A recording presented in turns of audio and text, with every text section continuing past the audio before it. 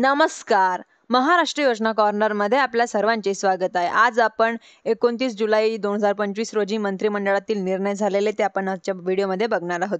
राज्यात मुख्यमंत्री समुद्र पंचायत राज अभियान राबवणार, म्हणजेच की अभियानात उत्कृष्ट काम केलेल्या ग्रामपंचायत व पंचायत समिती व जिल्हा परिषद यांना प्रोत्साहनपर पुरस्कार देण्यात एकूण 1902 पुरस्कार दिले जाणार आहेत.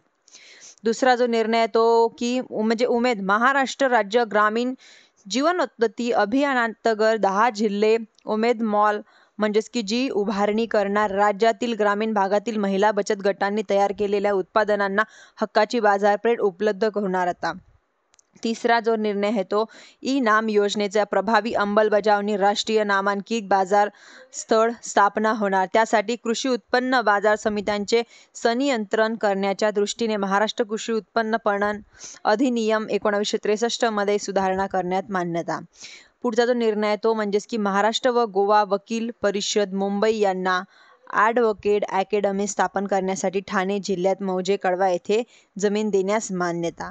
पुढचा जो निर्णय आहे तो म्हणजे की पिंपरी चिंचवड जिल्हा पुणे येथे जिल्हा व अतिरिक्त सत्र न्यायालय व दिवाणी न्यायालय वरिष्ठ स्तर अशा 2 न्यायालयाची स्थापना व या न्यायालयासाठी पदांना मंजुरी.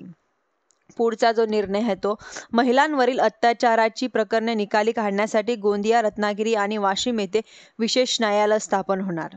पुढचा जो निर्णय आहे तो वर्धा जिल्ह्यातील बोरमुळा प्रकल्पाच्या विशेष दुरुस्ती अंतर्गत धरण व वितरण व्यवस्था नूतनीकरणाच्या कामासाठी 231 कोटी 69 लाखाच्या तरतुदीवर मान्यता.